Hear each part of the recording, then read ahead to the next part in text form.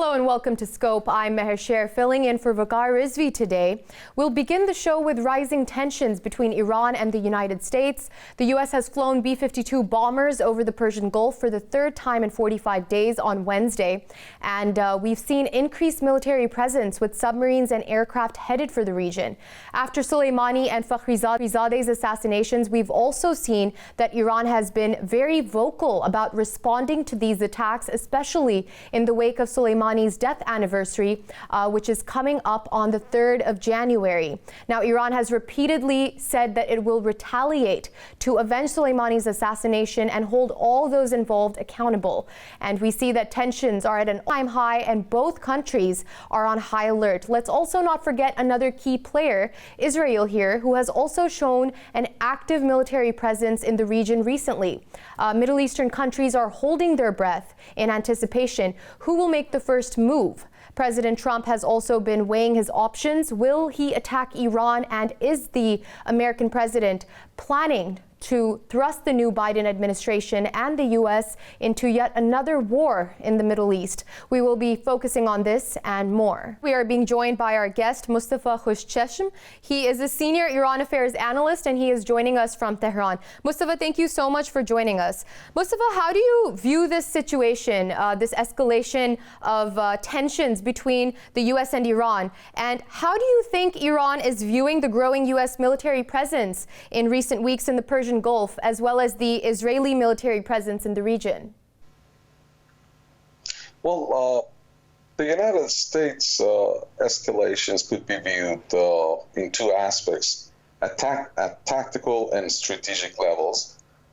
This military buildup could mean that they mean to deter an Iranian attack in revenge for the last year assassination of Lieutenant General Qasem Soleimani, and they mean to deter it. But of course, Iranian officials, including Chief of Staff, they've already stressed that they would remain resolved, and nothing is going to change their decision.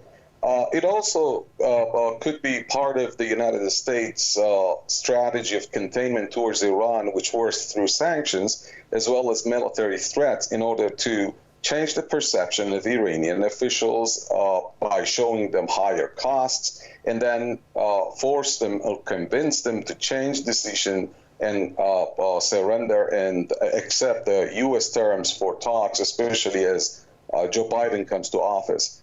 Tehran knows this game since it started under Obama. It was practiced under Donald Trump. And last year, when Donald Trump was trying to play the same, Tehran responded by a very tough, military action when they shut down the global hawk. And then when Iranian missiles rained down on Ain al-Assad, and the Iranians seized the British ship and never let it go until a month after the Iranian ship was freed by the UK. So Tehran and its foreign ministry officials, including Mrs. Zarif, they have reiterated that they know the rules of the game. They would not surrender. And if they come under attack, they would reciprocate it, and there is no doubt about that. So Tehran is remaining basically very steadfast and resolved to reciprocate the threat, but it would not initiate action to attack the Americans. But sure, they are sending the signals, both formally and informally, that if anything happens, then Tehran would spread it into a full-fledged war. Right. So, Mostapha, I just want to reiterate, you said that Iran will not initiate any such action, right? That's right, exactly. Okay, great. So let's get Sabras' take on this, our next guest. We are also joined by Sabras Nazari. He is a journalist and expert on Iran affairs and the Middle East, and he is also joining us from Tehran. Sabras, you've heard what Mostapha said. He said that Iran will not initiate action, but we have seen that U.S. military presence is growing in the region, and even Israeli military activity. We've seen that going on the past week as well. How do you think Iran will prepare to defend itself against any of these probable or possible incoming threats? What we are dealing with here is an escalatory cycle, with U.S. bombers, a guided missile carrier, and two cruisers in the Persian Gulf. On the surface, all clear signs that some military conflict at a certain level could be imminent. Both sides have been exchanging quite harsh rhetoric. The Americans seem to have been anticipating unspecified retaliation from the Iranian side on the anniversary of General Soleimani. Given the official line in Tehran that revenge for Soleimani has not yet been exacted, the Americans seem to have justified their recent activities, being in a state of alert. This was intensified by the recent barrage of rockets near the U.S. embassy in Baghdad, which has been blamed by the pro-Iranian forces.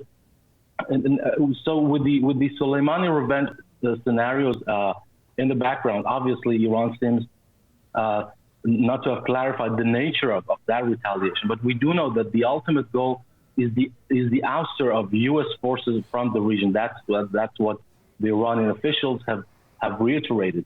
But Iran's policy does not seem to be direct confrontation.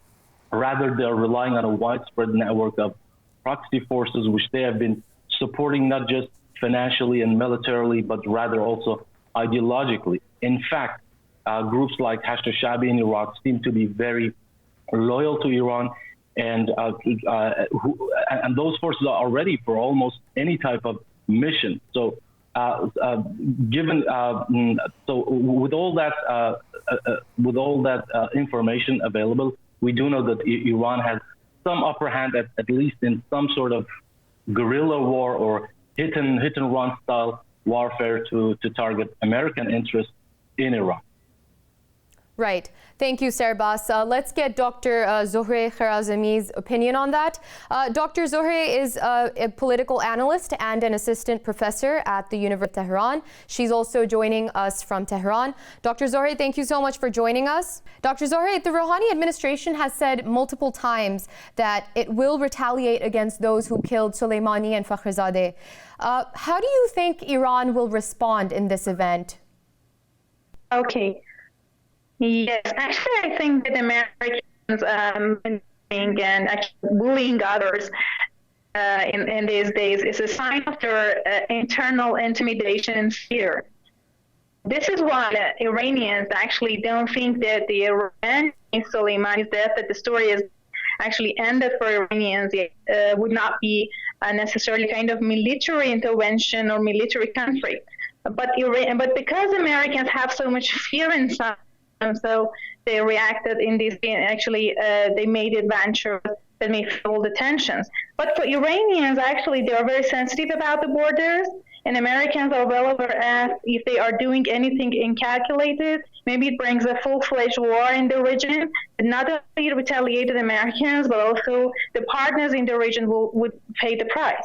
But Iranians, for sure, are not having the intention to enter in such a conflict, and they are preserving their borders well, of course, and they're very capable just to look for their borders. So I don't think really it would be a serious conflict right at this moment.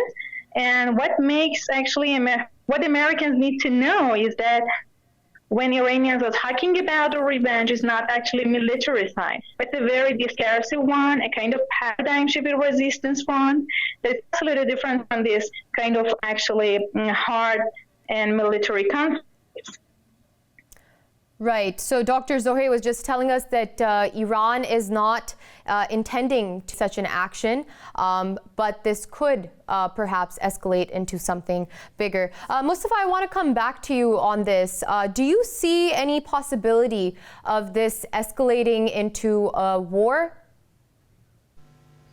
Well, different scenarios are likely because there is a good chance of miscalculation. Whenever military buildup is widening on either side or both sides, then there is a higher chance for miscalculation by one of the two sides or parties, Iran and the United States. But basically speaking, Iran has reiterated time and again, different Iranian officials from the military to political officials, to the IRGC Quds Post commander who replaced General Soleimani, that this is not Iran sending rockets to the U.S. mission, to the U.S.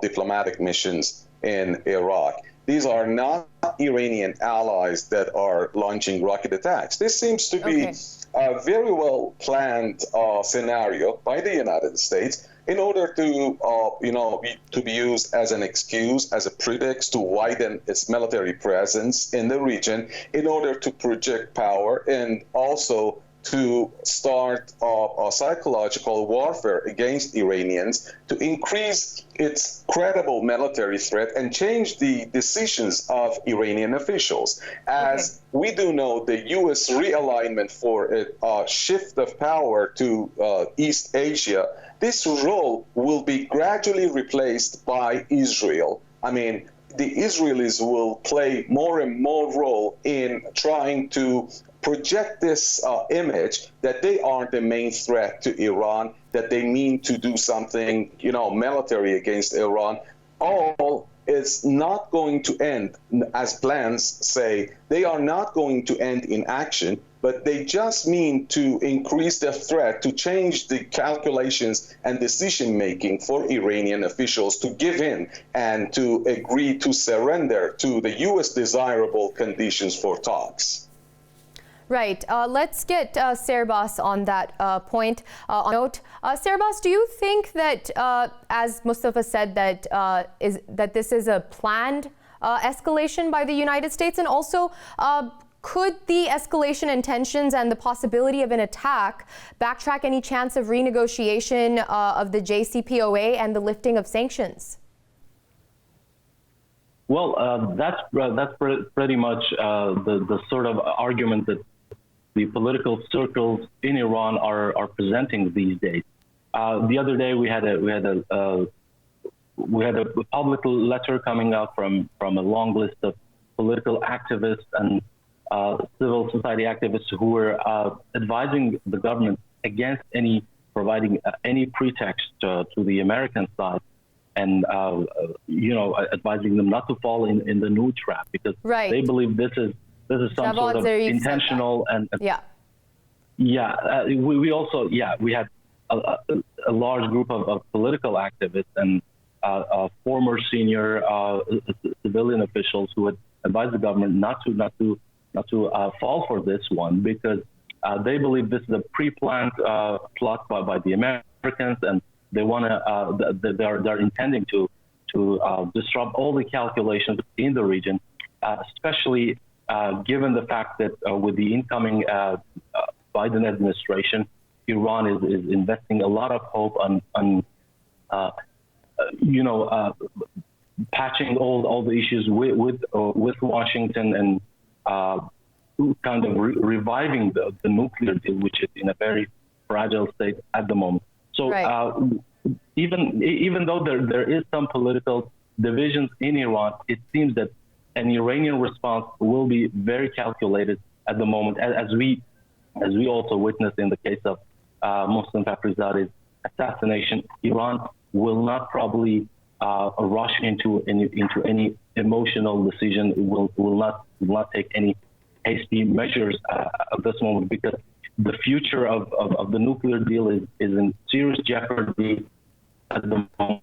Iran's economic crisis is extremely deep currently. So another factor that we have to take into account is that it is the supreme leader in Iran who will have the final say in such important foreign policy matters. And given all the because we're running a bit short on time, I also want to get Dr. Zohre on board on what you said. You said that Iran will be more measured and will not rush into any such escalation. And, both you and Mostapha said that Iran will respond rather than act.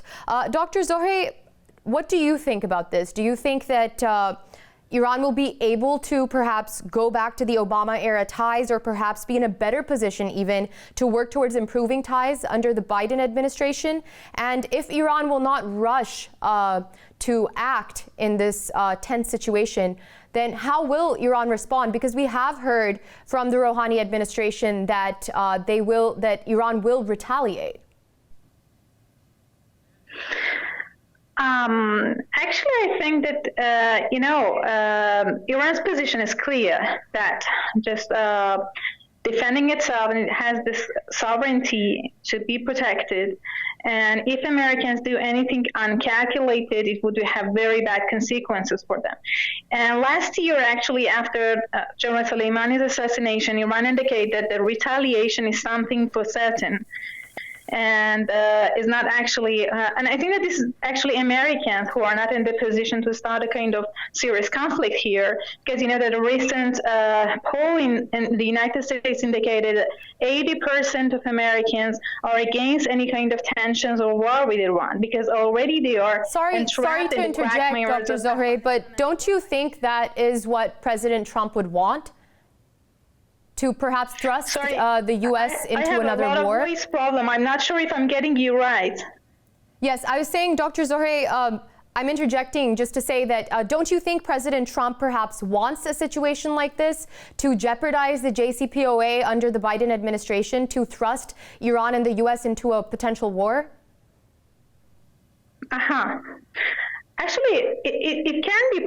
It's actually a possibility, because Trump already indicated that he is very inadvisable and reckless, particularly what he did about General Soleimani. So I really don't see it's impossible for him to make such a kind of tension to even destroy any opportunities for future renegotiation of JCPOA or Biden's promise actually back to diplomacy track. So it's very possible, actually, idea about Trump and his very bad policies in the region. Right. And just to close, Dr. Zohre, I also asked you about the Biden administration. Are you hopeful that Iran could perhaps either go back to the relations under the Obama era, or could perhaps even be in a better position? Yeah, the problem is that Americans, even Biden, who is claiming about renegotiation and rejoining JCPOA, are looking toward Iranians, of course, any other nations, toward a kind of arrogance that is not tolerable for Iranians. Because Biden himself, who is talking about renegotiations, simultaneously talking about expanding his frame to the missiles issues, as, for example, maybe human rights issues. And you know that the defense policy, for example, for Iran and the defense facilities is not something to be negotiated. This is the legitimate right of the Iranians, and as the Supreme Leader many times repeated, it is not something to be negotiated. So the fact is that Americans need to correct their outlook about the world and about Iran, just giving up this kind of arrogance, and then maybe there would be some terms to sit in again and actually negotiate JCPOA or any other kind of agreements. Right. Thank you so much, Dr. Zohre Kharazmi, for joining us.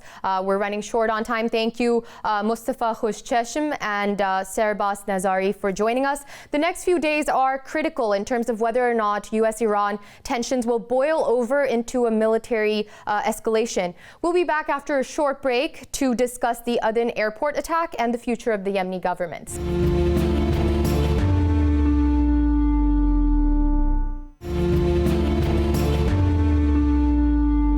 Welcome back to Scope. Moving on to our second topic this month, hope was on the horizon for Yemen with the swearing in of a new government on the 18th of December. But just when the new government landed in Aden, there was an attack on the Aden airport, and soon after, an explosion near the presidential palace. The Yemeni Prime Minister Main Abdul Malik Saeed has condemned the attack that killed 26 people as treacherous and cowardly. The Prime Minister Saeed has also accused Iran of plotting the attack. However, so far what we know is that no responsibility has been claimed for the attack yet. With the rise in violent attacks, mounting international pressure, and the world's worst humanitarian crisis, will the new government even be able to work to unify Yemen? And what challenges lay ahead in this climate? What is the future of the UN-facilitated talks? We'll be discussing this and more with our next guest, Adel Dashela, who is a Yemeni academic researcher and writer, and he is currently joining us from Istanbul. Adel, thank you so much for joining us.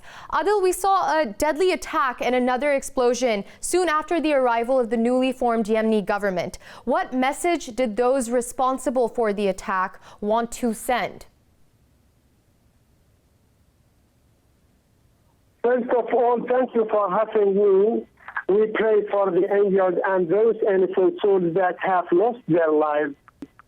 Of course, this terrorist attack is a very strong message to the Yemeni government. There is a security vacuum in Aden because the Arab coalition didn't implement the military and security aspect of the agreement. Now, it's a Saudi's responsibility to provide the necessary security to this government they back. The challenges are serious in Aden, and we know that this government is a representative for all political parties except Houthi or Houthis militias. Therefore, it will have, this government will have to deal with these security challenges and other aspects on the ground. This attack reveals that there is a security vacuum in Aden, and we have to know that well. The question is that who is behind this explosion? It is clear that all indicators and some videos show that the three missiles that fell on Aden Airport before 2 days were fired from the outskirts of Taiz Airport, which is under the control of Al-Houthi. We have with us now Bushra Nasr Kretschmer. She's an activist and economic expert joining us from Sweden. Bushra, thank you so much for joining us. Bushra, what do you think about what Adel said? He said that there's a big security vacuum and the security aspect of the agreement of the government wasn't really something that was focused on. What do you think about that? What message do you think those who were behind the attack wanted to send? And also, has the government been undermined by this attack? Yes, thank you very much. First, as my colleague Mr. Adel said, there is a vacuum in the security, and it was clear in the chaos that took place. And the chaos, even as soon as the airplane arrived, prior to the explosion, the people were so happy they just ran to the airplane, and that prevented the government to come out of the airplane, which coincidentally the attack took place, delayed driving to the place where the attack took place. This is one aspect. The second aspect, that it is important and essential that a government that is working in a war situation shouldn't be announcing their arrival. The arrival of the government was announced and publicized, and this is sabotaging their security. On the other hand, having the government persisting and insisting to stay in Aden, and the next day we saw a very nice meeting by the Prime Minister with his government sitting there. It sent a very strong message to the people of Yemen that the government is here. They're going to be closer to the people and the suffering people of Yemen to serve them, and their persistence to stay. And that brought hope back to the people of Yemen, and they want to interact with the government, interact with a body that represents them with sovereignty, of course. Right. Of course. And Bushra, also Adel said that he said that according to him, that indicators point towards the Houthi for this attack. The Yemeni Prime Minister has blamed Iran for the attack. As of now, Iran hasn't responded, and nobody has, to my knowledge, taken responsibility of the attack. You can correct me if I'm wrong. But for several years, we have seen a constant blame game, and the situation in Yemen has not significantly improved. What are your thoughts on that? Yes, with regard to what Mr. Adel said, there was some premier analysis showing that the missiles came out from a base that is under the territory of the Houthis rebels. That's why this whole conclusion took place. I think, and I trust that there is a need for international independent committee to investigate this occasion. It's not a war crime. It's beyond a war crime. It's a terror attack. And it has been clear that so far within the last 6 years, the Houthis rebels have been doing the same kind of attacks several times in different occasions. Because they don't adhere to any international laws, they don't adhere to, or they are not following any international laws when it comes to war and okay, let's also speak to Adel. Adel, you told us that according to you, you think that all indicators point to the Houthi rebels, and that's something that Bushra also touched on. So Bushra also said that she thinks that an independent committee should be launched to investigate this attack, and it's beyond a war crime even. What are your thoughts on that? And also the fact that the Yemeni Prime Minister blamed Iran or accused Iran of being involved in the attack, but nobody has claimed responsibility yet. What are your thoughts on all of that? And do you think an independent committee should be formed to investigate this? See, we know that, for example, the Southern Transitional Council doesn't have modern weapons like Houthis. We know that Houthis have attacked many sectors in Marib and in Taiz and in Al-Hudaydah and even in Saudi Arabia. Therefore, the initial investigations show this terrorist attack by Houthis and their supporters. I mean, international investigation. Now, Aden is under the control of like military groups or armed groups under the control of the Southern Transitional Council. There is no security and peace, and we need to support the Yemeni government. And this depends upon the support of Saudis and the Arab coalition in general, and international community must support and side with the Yemeni government in this moment. And this is a criminal and terrorist act, must be condemned from the international community.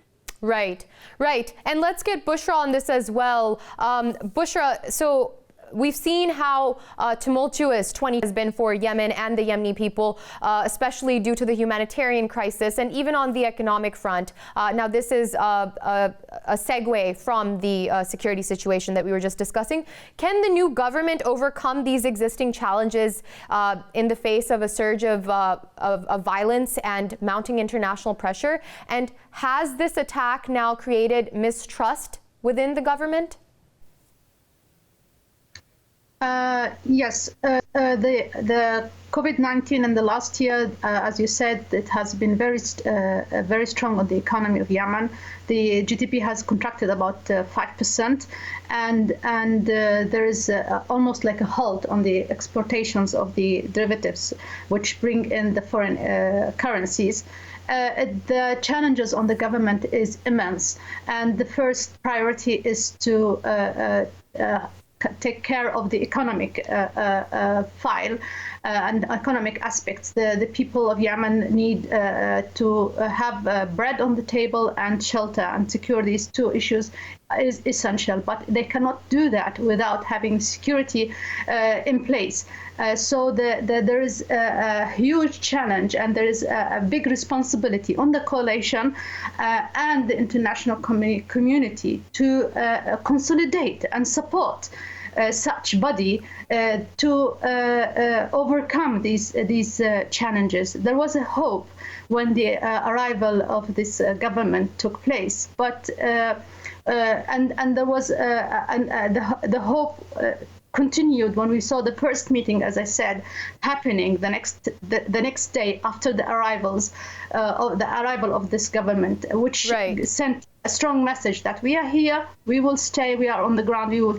But are they going to be able to implement? Are they going to be able to Right, put Bushra, together? and on that note, I'm sorry to interject. As we are short on time, I want to wrap up this segment on this.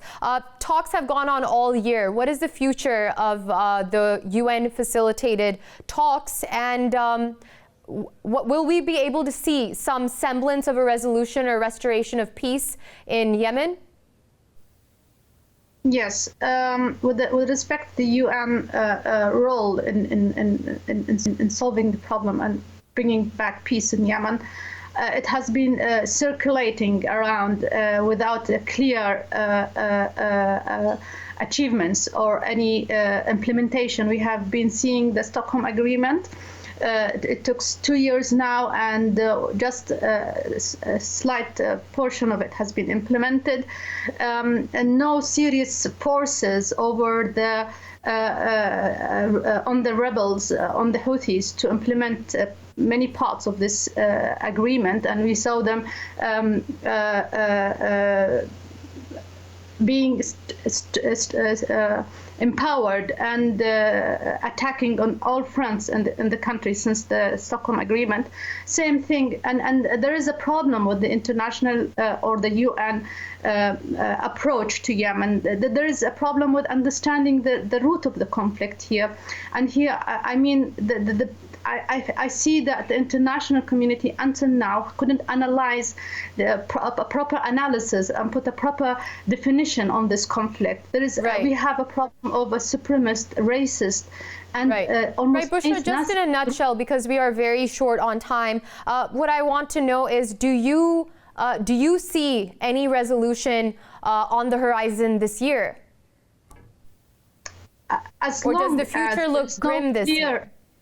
As long as there is no clear definition and no clear understanding and no clear comprehension written in their analysis of this conflict, we are just circulating around this conflict. The problem with the rebels is not a political problem. Political problem, you can sit with people, you can negotiate. It's beyond. It's a supremacy. It's racism. So Yemenis would like to talk and sit at a table and discuss and put peace together. Right. Thank you so much, Bushra. Thank you. We're going to have to wrap it up. Thank you, Bushra, Nasr, Kretschmer, and Adel, Dashela. It was great talking to you both. Let's see what challenges lay ahead for Yemen in such a grim situation. Will the government be able to restore peace to Yemen? We sure do hope so. It's time to take a break now. And when we return, we will be discussing the EU-China investment deal. So stay with us.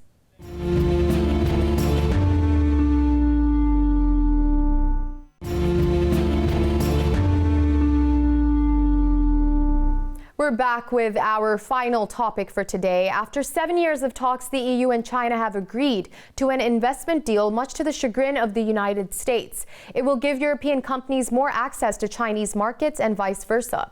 It will also rectify what the EU sees as, quote, unbalanced economic ties.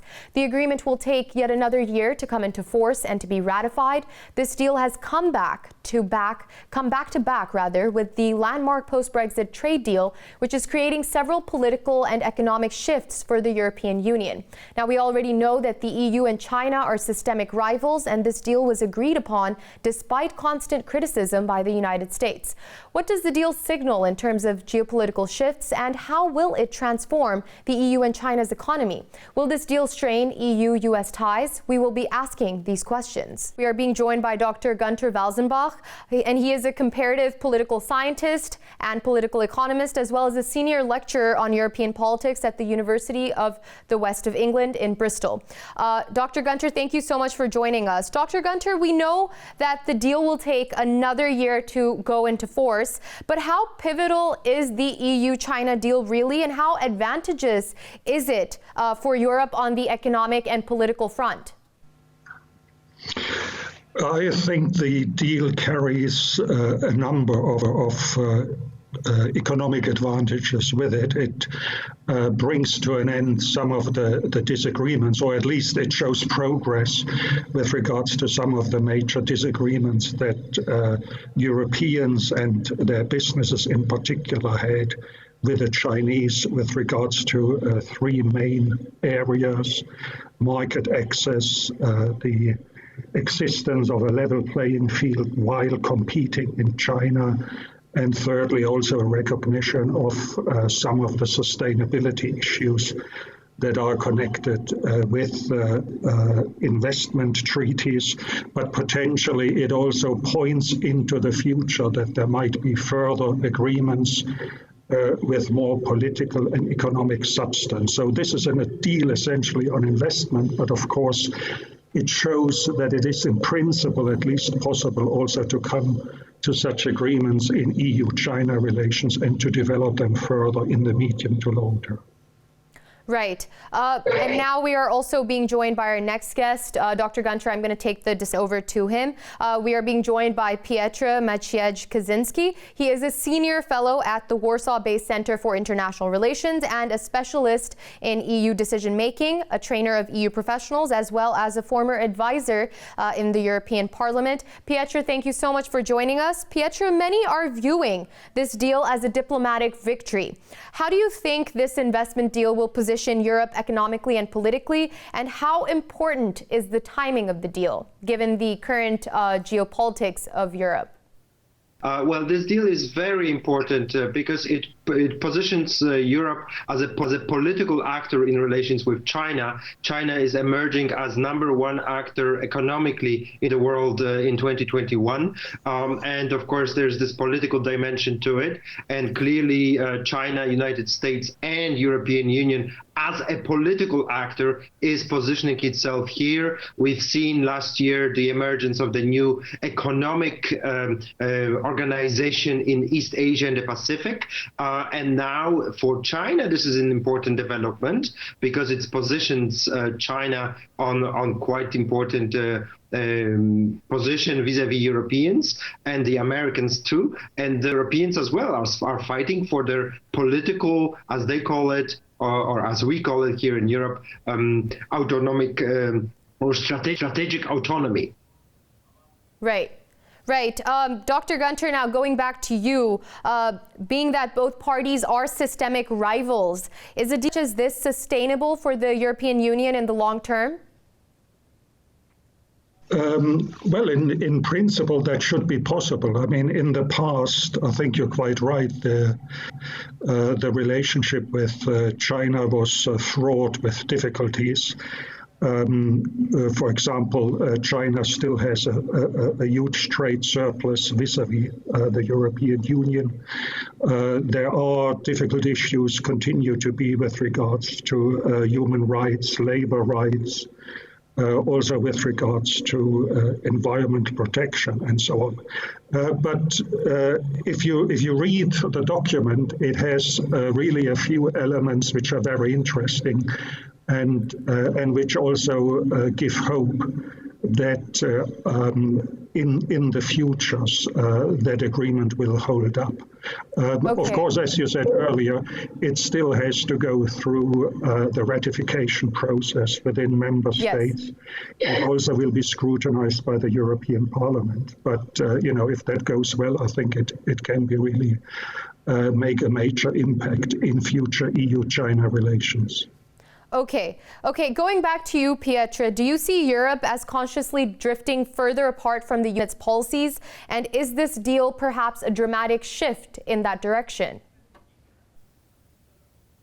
This is clearly a manifestation that European sovereignty is in discussion, but Europe has not made its mind yet about its, if you like, independence from the United States. We are in the middle of a debate whether European Union should be closer with the United States as a principal actor, or should be independent from the United States in the sense that it is an actor in its own right with everybody else in the world, such as China or Russia. We've seen under President Trump that this question has been going clearly in one direction. Now, with presidency of Joe Biden, there will be new developments developments. And we should not forget of the growing opposition to this deal inside the European Parliament, in the Council of Member States. A number of member states governments have said that signal that they are rather opposing to this agreement rather than being in favor of it. And incoming American administration also opposed. Okay, let's take that to Dr. Gunter as well. So Piotr said that Europe is basically undecided whether or not to drift farther from U.S. and U.S. policy, and there's a current debate going on within the political corridors in Europe. So Dr. Gunter, I want your thoughts on this as well. Is the EU separating itself from U.S. policies by drawing closer to Beijing? How do you think this deal will impact U.S.-EU cooperation, given that the U.S. is staunchly against it? To be honest, I don't think that it will be a major stumbling block to relations between the EU and the new incoming Biden administration. I think it is basically the sort of the timing and the effort it takes to make such agreements that have created a constellation where, Biden says that he might continue with Trump's trade policy vis-a-vis China. But the EU has clearly stated, its intention that it will continue to be a major partner to the United States. There are equally important, if not more important, trading interests and investment interests and geopolitical interests with the United States, as there are potentially with China. So I think the EU in principle is interested in a multilateral order where all actors accept, for example, the rule of law and what is written down, for example, in international treaties of that nature. So I don't think, that U.S.-EU relations will necessarily suffer as a consequence of that agreement. Dr. Gunter has said that he doesn't think that U.S.-EU relations will suffer as a result of this investment deal. And you mentioned Europe is undecided and there's an ongoing debate. So I want to ask you about that. Why is that debate still ongoing, given that there's a new administration, the Biden administration, that will be coming in just a couple of days? Well, it will be clear under President Trump. Under President Trump, we wouldn't have this signal that Europe you should go against agreement with China. Under President Trump, it will be clearly a question of European sovereignty to do what is in the best interest of Europe. But under President Biden, there's this extra signal that look, there are some American interests here that you might consider, and it's still a sovereign decision of the European Union whether it will ratify this agreement, because this is the question. Ratification of the agreement that it took years to negotiate, and the people who are in favor of it will argue not only of the economic benefits, but also of the social improvements on the labor conditions in China and the environmental conditions in China, as a signal that we need to converse with the Chinese. Right. Dr. Gunter, because we are running short on time, I want your thoughts on this as well. How do you think this deal will be viewed under Biden? I think Biden surely would have preferred if there was a delay of the initial signature under those deals, because I think the U.S. administration thinks that if the EU and the U.S. would act together on a specific investment deal or on trade relations more generally with the Chinese, they could exert more pressure and perhaps could have had more impact with regards to the labor rights issue and with regards to some of the sustainability issues, as well as the protection, for example, of enterprises with regards to their intellectual property and the use of state aids and things like that.